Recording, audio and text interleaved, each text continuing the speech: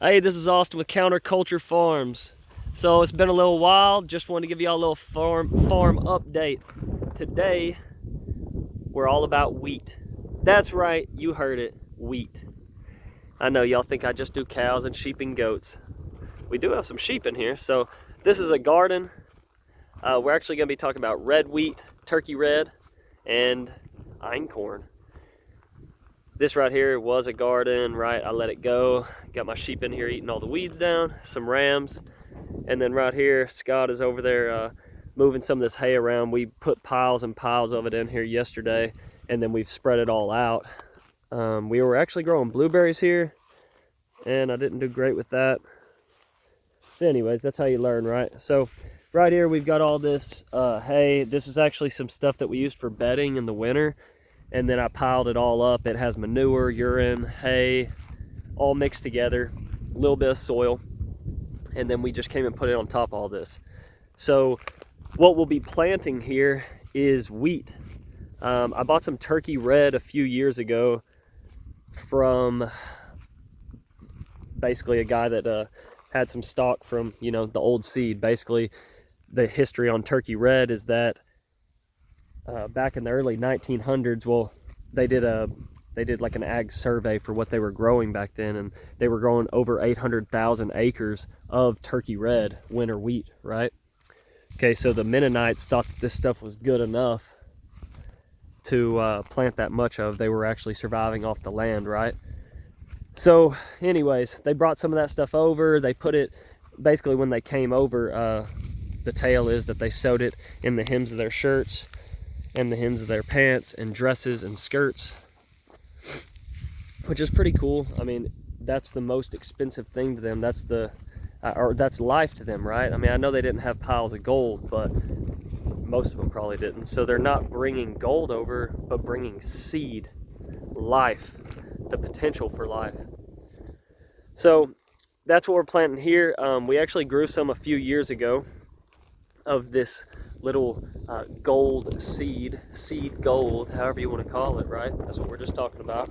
So all of that we planted, and we've grown it up now for a couple generations and just let it reseed itself on the land. It's done great in this deep red clay in East Texas. This is not deep red clay, this soil we're planting on here. It's more of a, not quite a gray clay like what they have up in Arkansas, but kind of in between, right? Some of it is a little bit more loamy, but a lot of it is, especially in the bottoms, just that mucky, darker clay. So anyways, we're going to plant it here. All that seed that we harvested off another pasture a few minutes from here. Well, we're going to plant all that here, and we've actually got some einkorn that I have that a buddy sent me, and we are going to do some wheat breeding. So we're going to breed the einkorn with the turkey red, and hopefully, eventually, we will come out with some counterculture wheat. Y'all know my ideas are a little bit crazy. We really try a lot of ideas that are insane. I mean, I'll just be honest. Some of it is so crazy. But we believe that some of them will work and be golden ideas. A golden goose egg. So as Scott spreads all this around, the reason why we don't want to leave it too thick is because then we'll really just have way too much for the wheat to grow through. So we're going to have it right here. I'm going to spread rows off so that we can hit to the soil. We're going to plant here long rows that go down this whole field, and then hopefully we won't even have to weed in here. We'll just basically have the wheat in rows, and then the hay is in between the rows, so the hay will keep the weeds from germinating.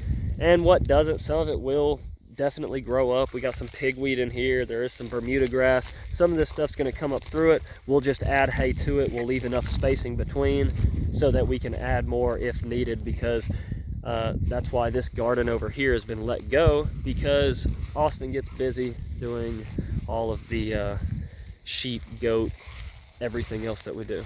So got a few rams right here, older breeding ones, and then a couple lambs in there. Anyways, they're over here eating down the let go garden. And then we've got, after we grow it all, we'll let it grow through the spring.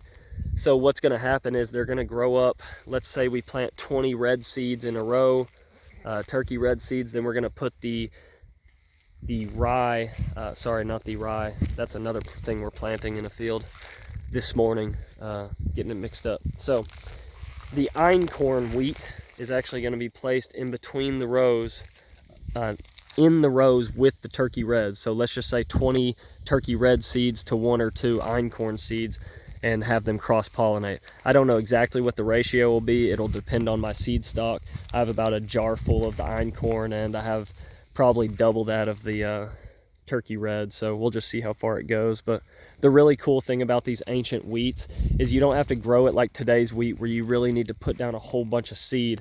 So when you put down one of these seeds, it does a whole lot more than the generic red wheats that we're growing, the generic hard wheats that we're growing.